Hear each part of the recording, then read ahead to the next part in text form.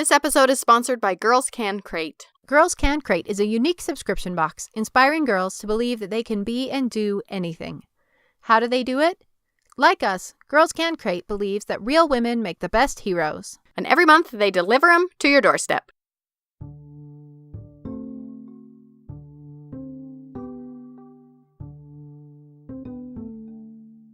Happy Halloween, Katie. Happy Halloween.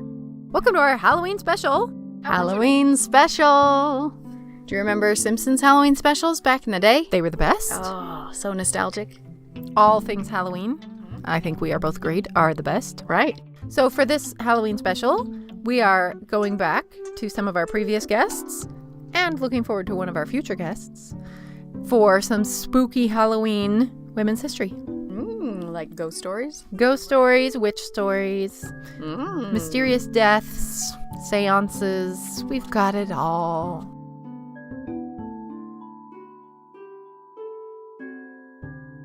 I'm Olivia Mickle. And I'm Katie Nelson. And this is What's Her Name? Fascinating women you've never heard of.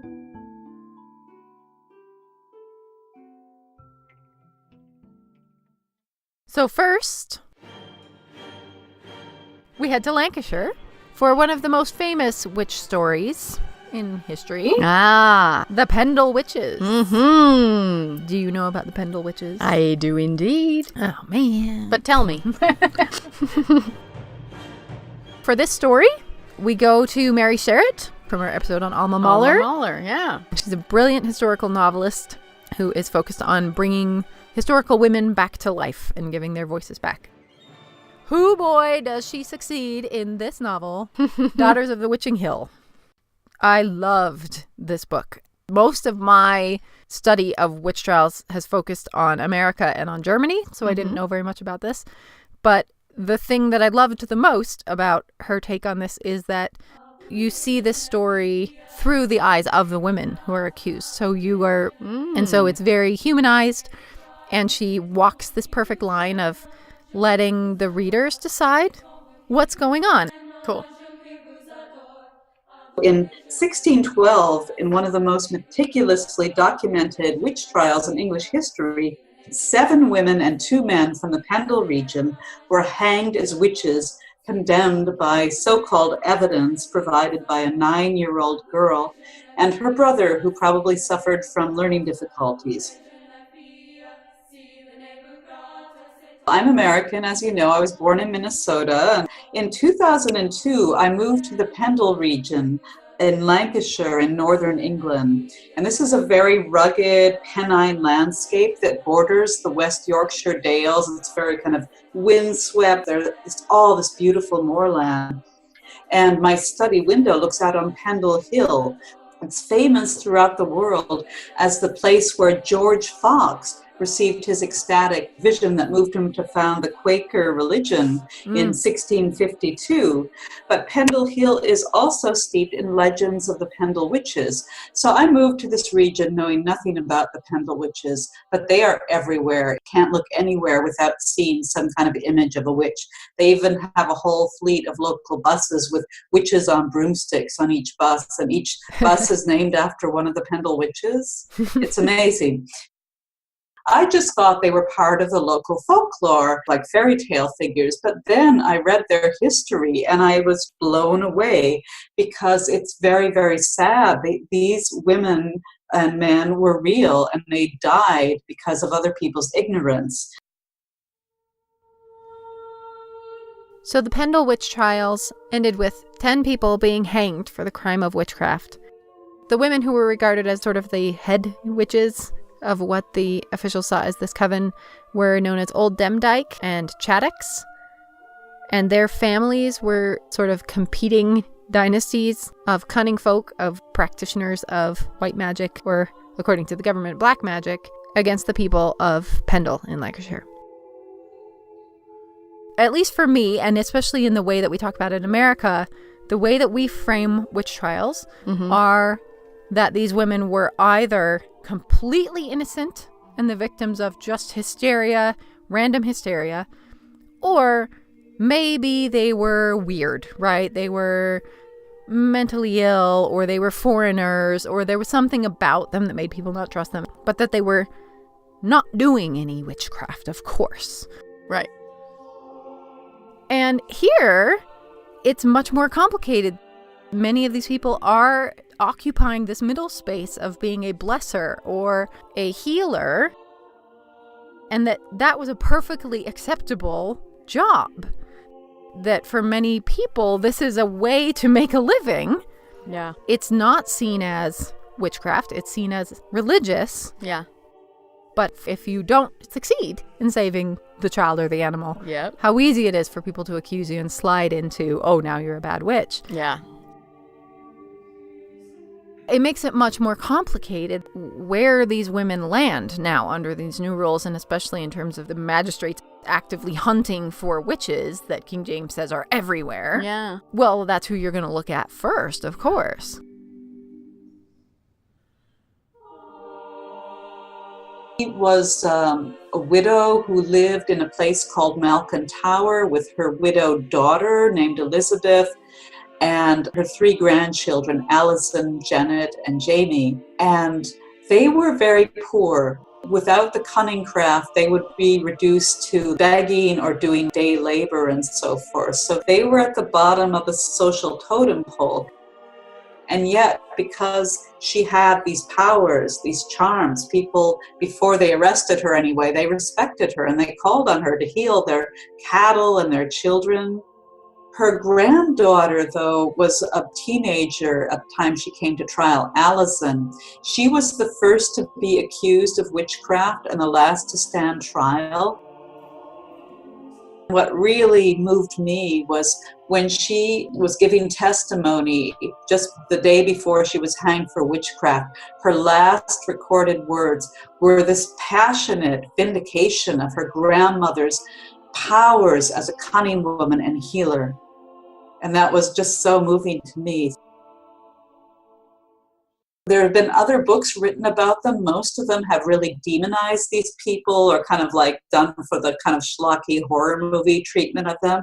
I really wanted it to tell it from their point of view, to present them as cunning women, as heroines, and give them what their world denied them, their own voice, their own story.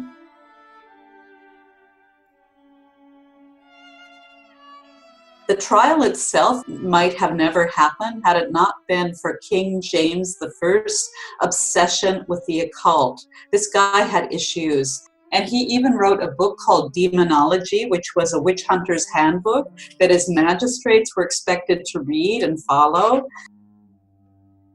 This is the 17th century. This is England. This is the Reformation. So we're very much in Margaret Clitheroe territory. But we're later. We are under James, who is not a fan of the Catholics. Right.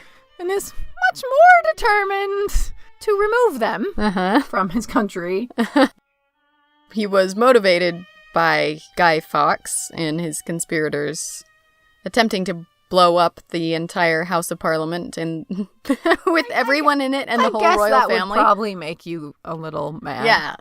So Guy Fawkes and the whole 5th of November gunpowder plot kind of triggered this whole wave of anti-Catholic sentiment all across England, almost bordering on mob violence that nobody could control anymore.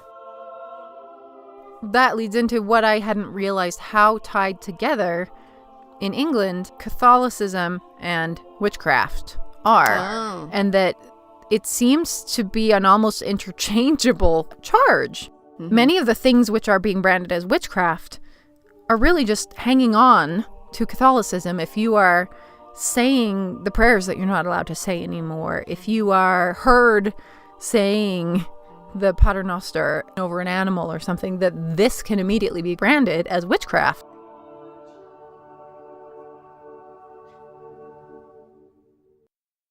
So in this region, all of the poor for hundreds of years have been taken care of by this monastery. Oh, yeah. And that's their function, to sort of care for the poor and make sure that everyone is okay. And when the monasteries are dissolved, right, that's goes just the safety gone. net. There's no safety net, and all of the social contracts are upended. Mm-hmm. And so many more women are pulled into this kind of a job trying to navigate this middle space of white magic at the same moment when this becomes incredibly dangerous. Yeah, I wrote a previous book about Hildegard of Bingen, the 12th century abbess. And I think if she, with all her visionary experiences, had been living in this time, she would have been burned as a witch. Absolutely zero tolerance for mysticism. I had that exact thought while I was reading it. Yeah. I was reading your book and listening to some Hildegard von Bingen going, oh boy, she would not have fared well in this time. No. So I read this story and I was so touched and saddened by what these people experienced. And what really struck me when I read the trial transcripts is that of all the people that they arrested, the most notorious of the so-called Pendle Witches, the ringleader who supposedly initiated everyone else into witchcraft, she was a woman around 80 years old called Mother Demdike. And she died in prison before she could even come to trial. Yet the trial transcript spent the whole time talking on and on and on about how evil she was, even though she didn't even live to stand trial. The court clerk Thomas Potts describes her in the wonderful discovery of witches in the county of Lancaster, his account of the 1612 trials. She was a very old woman, about the age of 80 years, and had been a witch for 50 years. She dwelt in the forest of Pendle, a vast place fit for her profession. What she committed in her time, no man knows. She was a general agent for the devil in these parts. No man escaped her or her furies. That's not bad for an 80-year-old lady. So reading the trial transcripts against the grain, this woman was such a strong heroine, and I wanted to turn the story around and tell it from her point of view. What intrigued me most was, although she died in prison before she could even come to trial, they spent all this time trying to condemn her. So she must have been so powerful. And I think they were so afraid of her because she was a woman who embraced her powers wholeheartedly. She freely admitted to being a healer and a cunning woman, a practitioner of folk magic. She was proud of what she did. And what's amazing to me was not that she eventually was arrested, but that she worked her whole life. Only at the end of her long, productive career did anybody dare mess with her. So as Mary Sharratt mentioned, the main witness against the Pendle Witches was a 9-year-old girl named Jennet Device. She was the granddaughter of Old Demdike, so she's testifying against her own family. Because of the testimony of this 9-year-old girl, her mother, her brother, her sister, her grandmother, a neighbor woman and her daughter, and several other unrelated people are all found guilty of witchcraft and hanged. Now, in any other circumstance, this would not have been allowed. A 9-year-old cannot testify in a trial. But King James has waived that rule in cases of witchcraft. And it certainly seems that this girl was taken advantage of, perhaps by the magistrate, didn't understand what she was doing, or had a serious grudge against her family, because she's giving testimony to their faces with them in the courtroom. No. We don't know for sure what happened to Jennet Device, but there is a woman named Jennet Device in the region who is herself hanged as a witch about 2 decades later. Oh my gosh. And while it's possible that it's a different woman, it's a pretty unusual name, and she may have suffered the same fate that she perhaps unknowingly sent her own family to. I wanted to immortalize them with this book. Their spirits inhabit the landscape. It's still very magical. I feel that they become guardian spirits.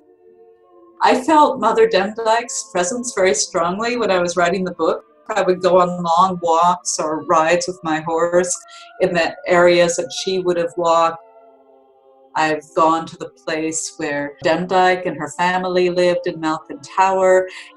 It's just magical, and I almost felt like I heard her voice dictating the story.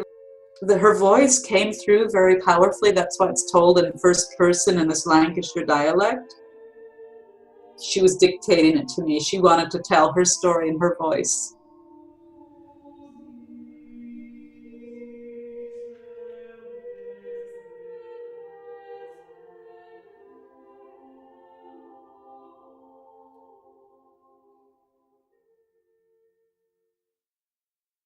Next, we head back to episode 2. Oh, Pearl de Vere. Pearl de Vere. We're going to Cripple Creek, Colorado. Yay! For another visit to the old homestead. Tell me it's ghosts. It's ghosts. Yes! So, Katie, our whole family is kind of this unusual relationship, maybe, with ghosts and ghost stories, in that we are all really enthusiastic about the idea of ghosts, that we spend a lot of time sort of talking and speculating about ghost stories. Our parents are regulars on the ghost tour circuit. So where do you land on this spectrum of ghost believing in our family? I've landed on a phrase for myself, which is that I believe in ghost stories. Okay, I love that. We may remember from episode 2 that our guest Charlotte Baumgartner is fairly positive that Pearl and many of the girls at Pearl's famous parlor house are still there. Mm-hmm. But first, just a reminder of who Pearl is, in case some of our listeners have not yet heard that episode. We recommend it. Yes. Pearl de Vere was one of the most famous and most successful madams in the American West. In Cripple Creek, Colorado, at 10,000 feet, she ran what I believe to be the most genius marketing campaign for a brothel in human history. She came up with amazing new ways to grant herself power in a society that gives women almost no power. So this was in the late 1800s. Late 1800s. Mm-hmm. The gold rush almost everywhere is kind of dying out, and it's just getting started in Cripple Creek. Well, she's kind of elusive. She hasn't given us all of her secrets. She came to Denver first and was a prostitute in Denver. She's recorded to be in Denver under the name of Mrs. Ed Martin. I believe that's because when a woman moved to a new town with a baby, she said she was a widow and called herself Mrs. something. Right.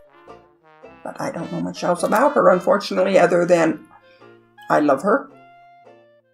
She still is a presence in this house. She tells me things once in a while. But other than that, I just know that she was very beautiful, very loving, and very giving. In 1891, gold was discovered here in Cripple Creek. And so she ended up here, we believe, in the winter of 1892, the best we can tell, and had a house of prostitution here on the lot where we sit now. It burnt down in 1896, and she rebuilt the house we're sitting in that fall in 1896. And she's wildly successful, creates this incredibly successful business model before she died. We talked in the original episode with Charlotte Baumgartner about Pearl's mysterious death. Yeah. And that it may have poisoning, been, right? It may have been. Mm-hmm. I read that there was some not very well accepted speculation that she may have killed herself, but oh no, wasn't there's really no any way reason. my Pearl killed herself. Right. She wouldn't have killed herself over some man. She just flat wouldn't have done it. That's, of course, maybe that's just because I worked in her house for 22 years and I feel that about her. But no, I think she was too much of a businesswoman, had too much going for herself to have killed herself over a man. She used to bug me a lot, like there was something she wanted me to know. And finally, one day there was a lady in here who was intuitive, and she looked at me and she goes, "Do you know that Pearl's death was an accident?" And I said, "Well, I believe so." And she goes, "Yeah, it wasn't morphine. It was some other drug meant to kill Maud." And that has been confirmed by 3 other intuitives. And since that time, Pearl seems more relaxed and she doesn't bug me. So do we know who Maud was? Maud was one of the girls, and that's whose room she was sleeping in. So about 10 o'clock, Maud realized she was having difficulty breathing and was disoriented, and they called the doctor, and she didn't die till about 3 o'clock in the afternoon. It's very logical that, because all the girls, even women, good women, or if they called themselves, used morphine almost daily because it wasn't a controlled substance back then. And there probably was a bottle of morphine on the side of the bed, so the doctor called it a morphine overdose. Right. But it very easily could have been another drug in that vial that was meant for Maud to get, but Pearl. Yeah. Oh. Yeah. Sad. She had a lavender coffin, which was pretty unusual for the time. Lots and lots and lots of pink flowers, I'm told. There was every lady from this street, and hundreds of the miners marched with her to the cemetery. But she also had the 40-piece Elks Brass Band, and 4 mounted police escorted her to the cemetery.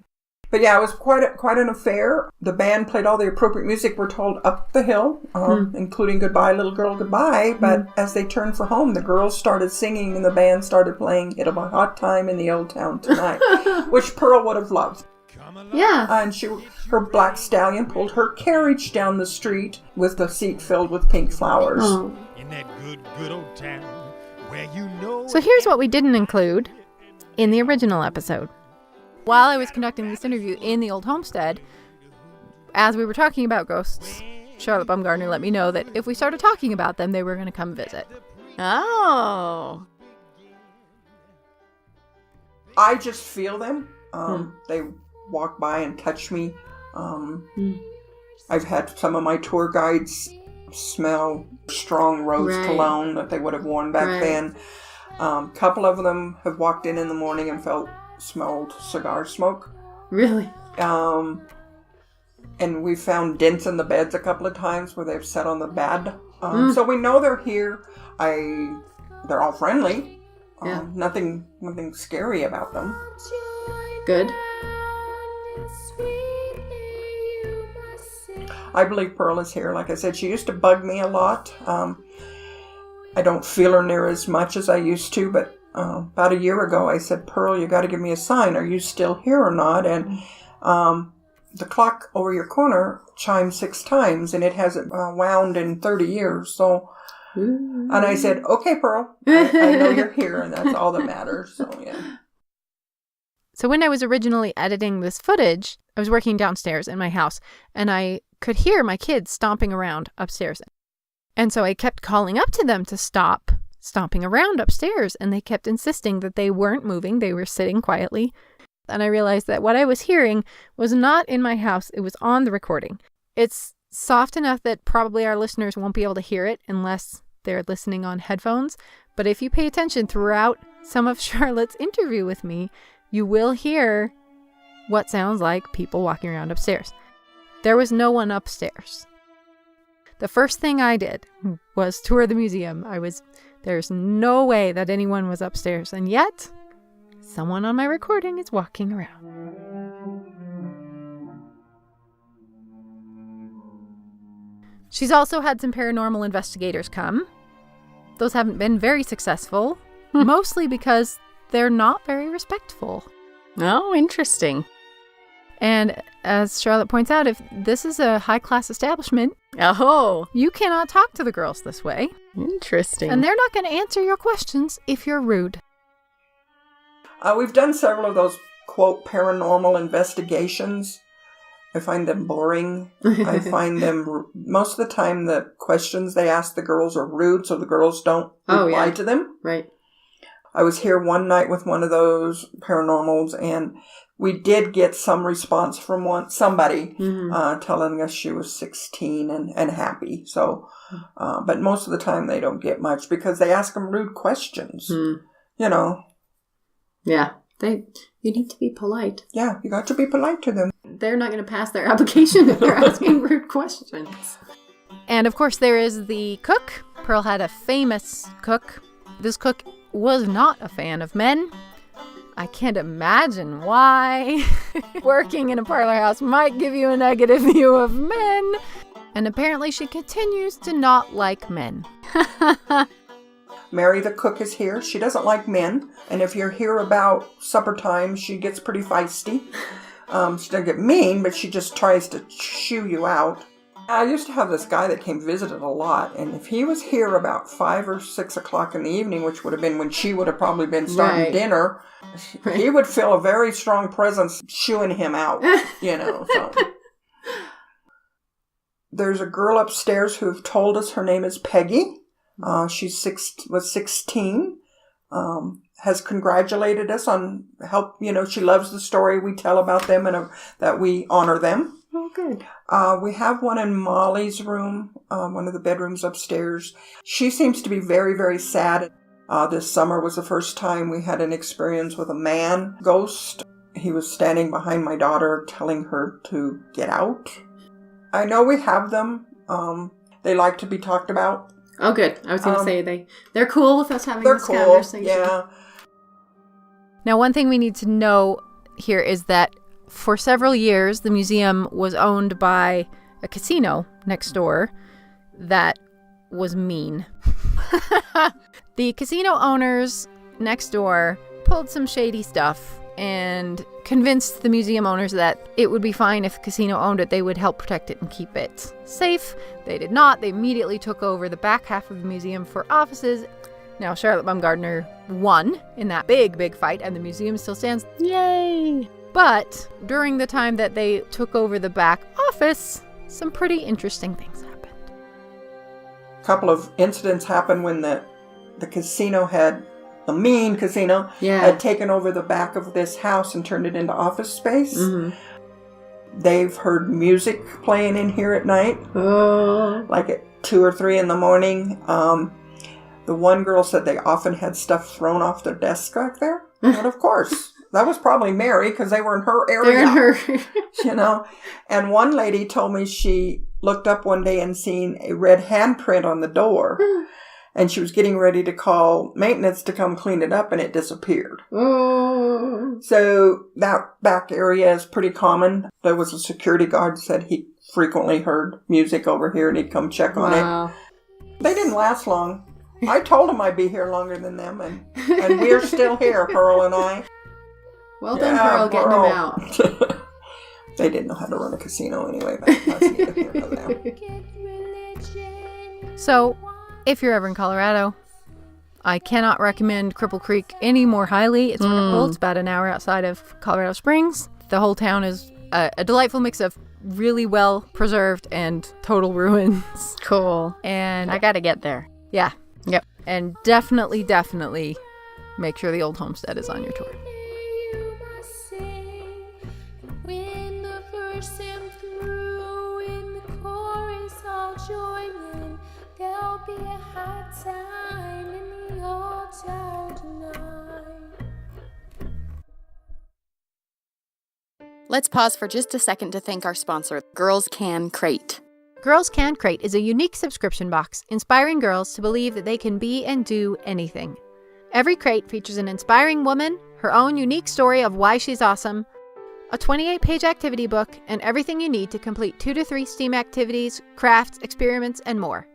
I know how hard it is to find toys and activities that inspire girls to follow their own dreams, but Girls Can Crate makes it easy and helps assure that inspiration and that time together is built in every month. There's even a mini crate for families that are very busy or looking for an even more affordable option. And for our listeners, if you go to girlscancrate.com, girlscancrate.com, and use the code HERNAME, all one word, you can get 20% off your first box on any order. Check them out now at girlscancrate.com, and when you order, make sure you use the coupon code HERNAME, all caps, so that they know we sent you.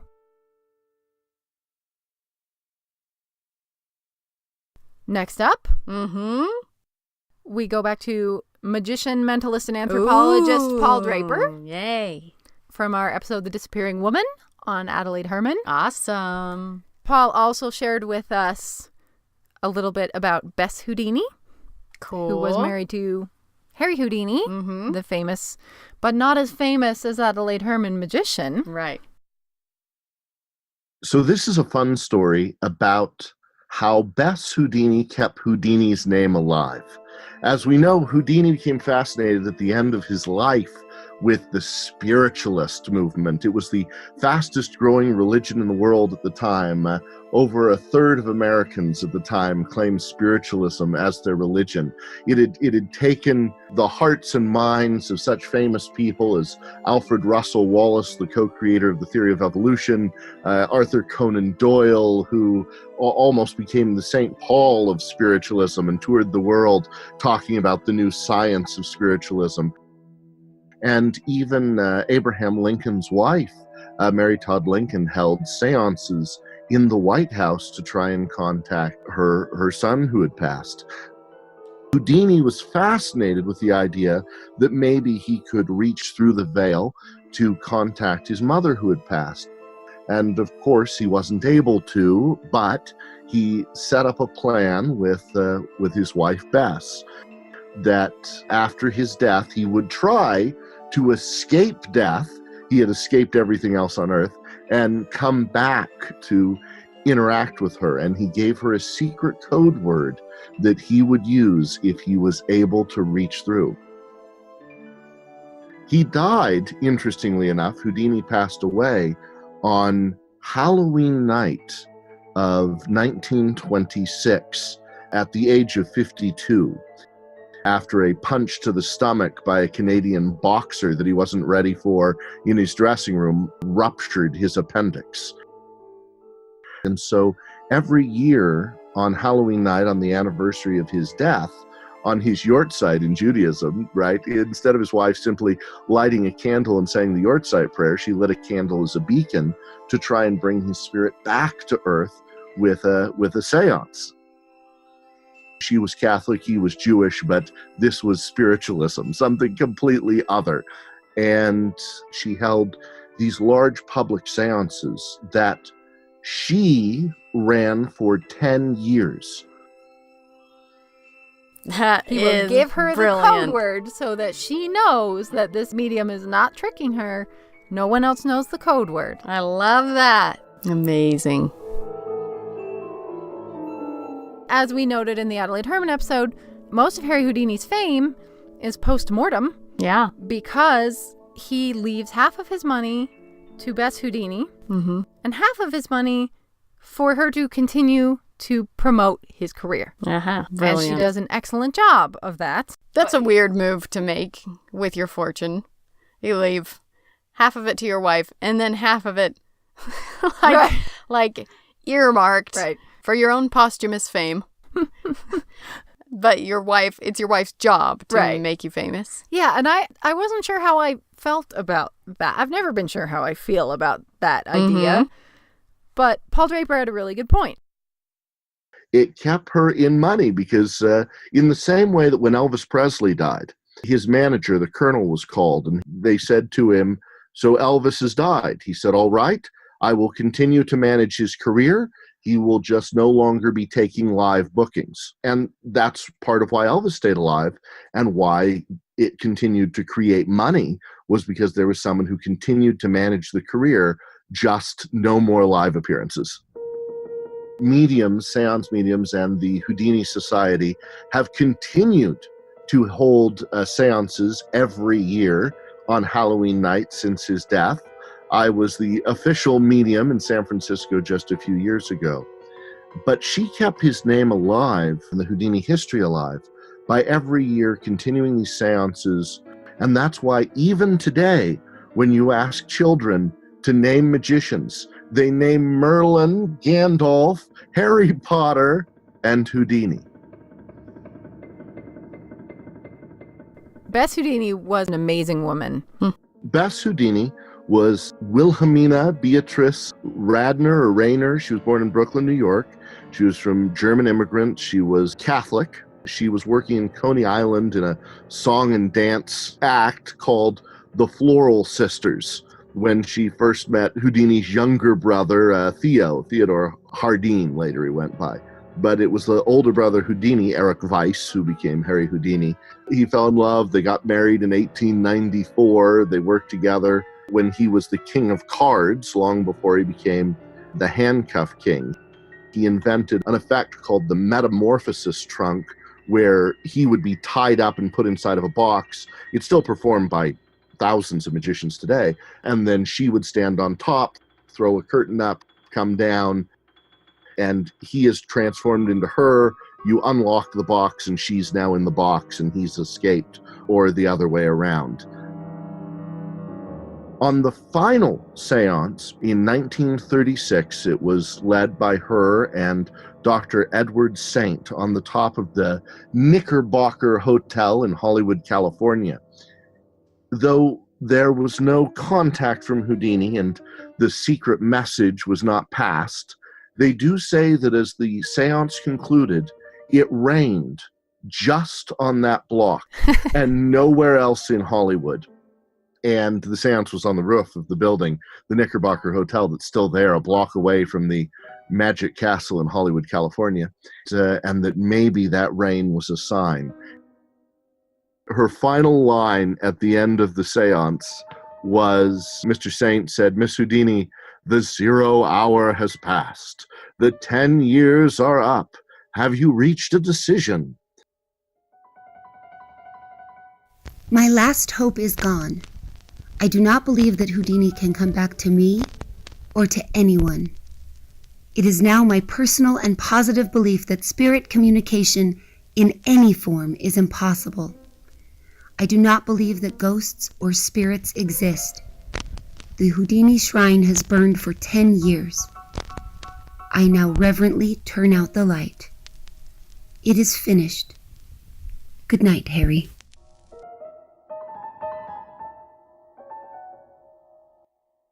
That reminds me of Adelaide Herman, too. Like, that is a genius way to shut down spiritualism. You know? Yeah. Like, expose it slowly, gently over the course of 10 years. Yeah. Say, here you go, everyone. I was in it with you, but If it's anyone clear could have now. done it. Yep. And she gives them 10 years to work their Wean way. themselves off. Yeah. Yeah, that's true. Interesting. After Houdini died, she opened a tea house in New York. She had a vaudeville act that she performed in and produced for a while. She worked with her manager, Edward Saint, who did these seances with her. They conducted the final seance. She eventually died of a heart attack in Needles, California. Her family would not let her be interned with her husband at the Jewish cemetery. Instead, she's interned at the Gate of Heaven Cemetery in Hawthorne, New York. So after all of that, even after her death, they continued to be separated, buried in separate cemeteries. But she did succeed spectacularly in her goal of keeping Houdini's legacy alive. We do have one more connection to talk about. So here's my funny connection to Houdini. Houdini died at the age of 52. Like there are 52 cards in a deck of cards, on Halloween night of 1926. 52 years later, in 1978, I was born on Halloween night. At 52 years old, I'll start to worry. Yeah. Wow! So it's got to mean something. Right. Reincarnated? Maybe he's Houdini. Mm-hmm. I don't know. Did he say he wasn't? He didn't deny it. Mm-hmm. Okay. I'm just saying. Mm-hmm.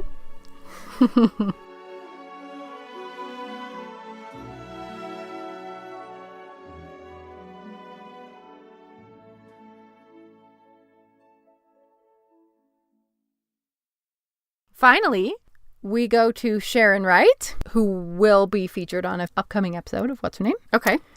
She is a journalist and author. Her book, Balloonomania Bells, was released this year, about the history of women hot air balloonists. Cool. I knew nothing about hot air ballooning in general, let alone women hot air balloonists. And it is delightful. I love this book. I love the whole subject. I'm totally smitten. Cool.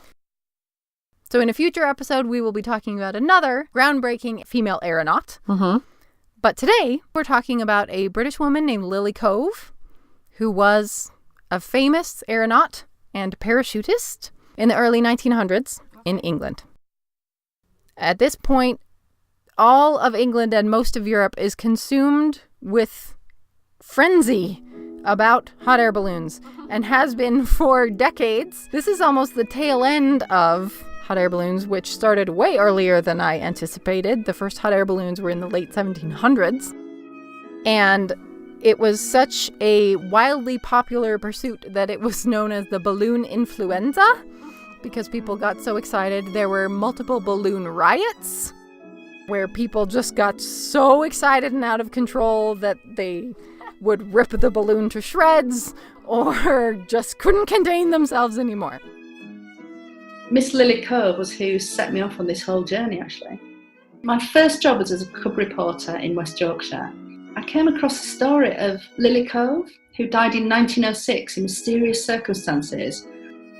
And she's featured in this book, but Sharon Wright has also very kindly allowed us to use some clips here from a play that she wrote called Friller, which was performed 2 years ago in Pendle Hall, and we're going to talk about the significance of that in a minute. It was a one-night-only performance on Halloween, talking about the life and death of Lily Cove.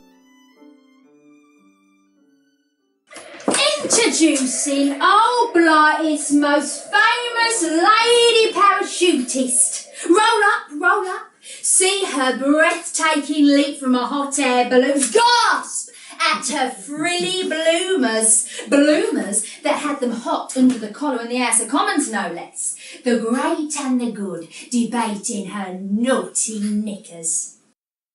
Lily Cove established her territory in this field of female aeronauts with two things. She was famous for ripping off her skirt before ascending. Whoa. And ascending in her bloomers. What? Thus the name of the play Friller, the frills of her bloomers. Ta-da. Before ascending.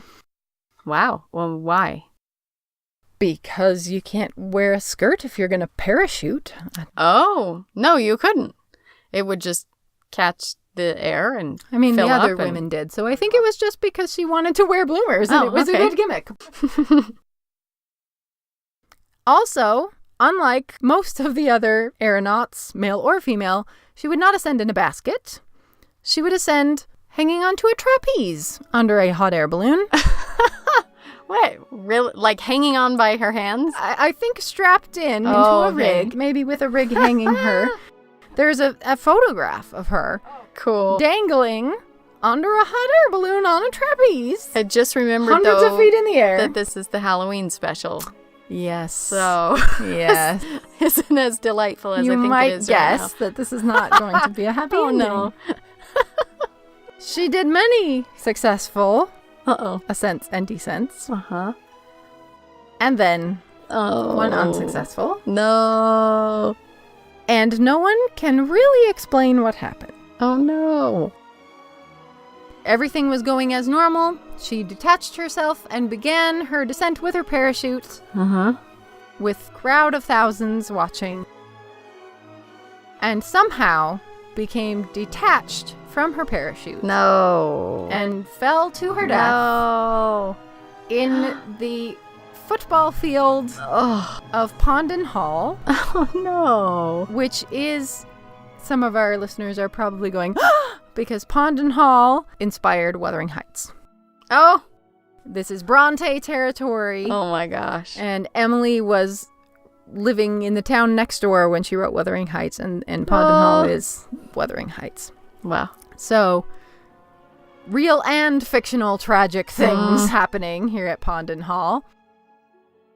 Lily died in 1906 in mysterious circumstances at the Haworth Gala. Haworth is where the Bronte sisters lived, so this would have been several decades after, but still within living memory.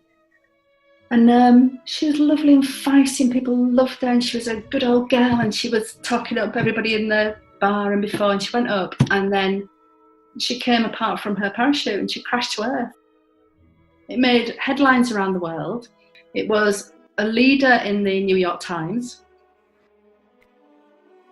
She crashed to her death in the field, was found with her eyes open and seeming still alive but unresponsive, and died. They moved her to the hotel she died and had broken most of her bones. Ugh.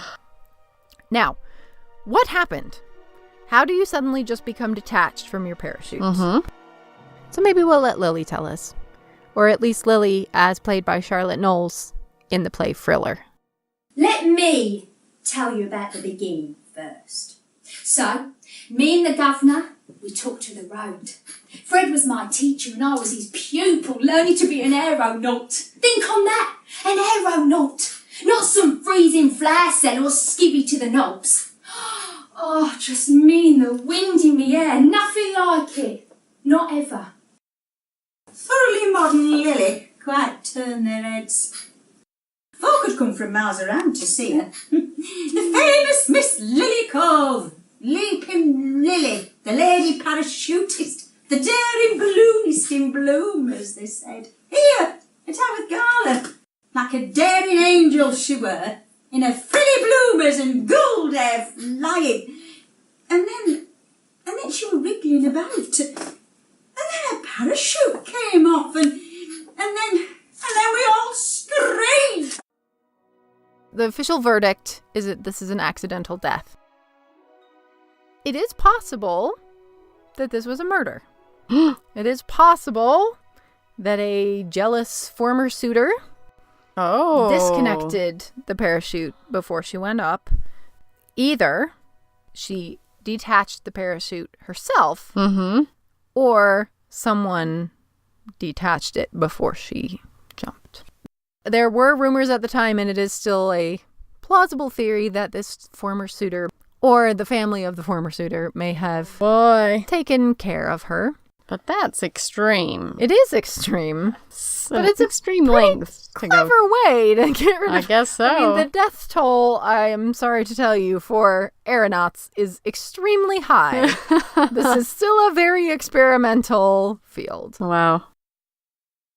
There was talk about young Charlie Merrill being smitten by Lily, and him the mill owner's son and a scandal brewing. So Lily could have fallen for him, just like they say, and his family weren't about to have him marrying a showgirl. Or maybe old Bidmead over there were mad with jealousy. Or maybe her poor heart were broken, and she couldn't go on. She never could tell us what had happened, and it made no sense. But we couldn't fathom it. Her young bones were smashed, her blue eyes flung open and blind with shock, and she breathed her last breath in poor Caroline's arms. That pond and field was my deathbed. What Sharon Wright believes happened is probably that the wind was blowing her too fast and too far toward the reservoir at Scartop. And she did have an extreme fear of water and drowning.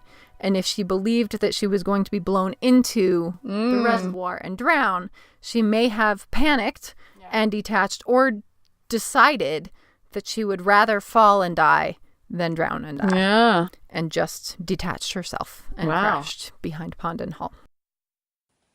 What did it for me was fear. Blessed, terrified of water I was. Wouldn't learn how to swim. So when I thought I was going to land, splash in that pond and reservoir, well, I panicked.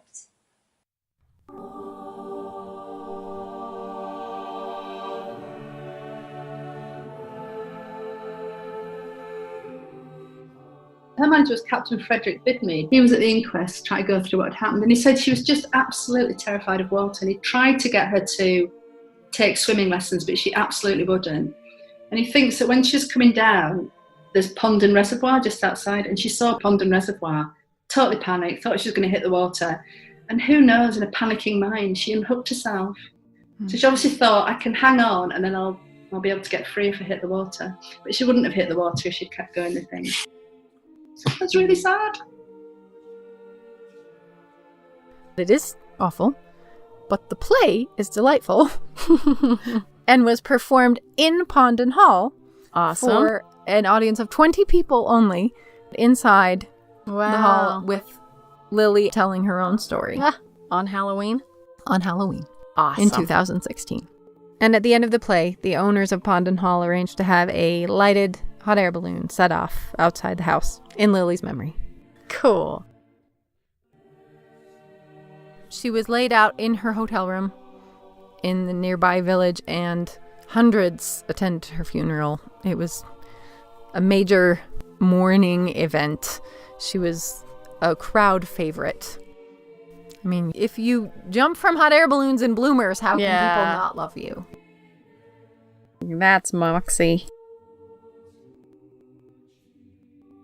They carried me on their shoulders when I landed. Oh, like Cleopatra I were.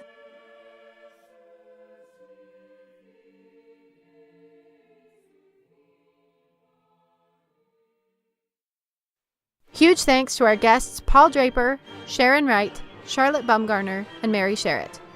To Charlotte Knowles and Tracy Knowles, who played Lily Cove and Jane O'Pondon in Thriller. And to our voice artists, Dena Brady as Beth Houdini and Thaddeus Weiland as Thomas Potts. And thank you this month to our Patreon supporter, Leanne Christiansen. If you'd like to learn more about any of the women featured in this episode, about our guests, and find pictures, video, links to books, and lots of fascinating information on our website, What'sHerNamePodcast.com. Check out the great prizes and thank yous we have for our patrons, or look at our new Women's History trading cards or the cross-stitch patterns available for every woman we've featured, including new patterns for each of the women profiled in today's episode. There's just enough time to stitch the Pendle Witches for Halloween. Music for this episode was provided by the Weber State University Choirs and Orchestra, Amanda Setlick-Wilson, Emmylou Deemer, Jeremy Dittis, Maria Jeffers, and the College Conservatory of Music at the University of Cincinnati, Mei Segura Wong, Peak Duo, the MIT Choirs and Symphony Orchestra, Garrick and Anna Dunford Meekum, Jeff Kuno, Solis Camerata, The New Hot Five, Half Pelican, and Daniel Henderson. You can also follow us on Instagram, Twitter, and Facebook, where we post lots of photos each week. Our theme song was composed and performed by Daniel Foster Smith. What's Her Name is produced by Olivia Mickle and Katie Nelson, and this episode was edited by Olivia Mickle.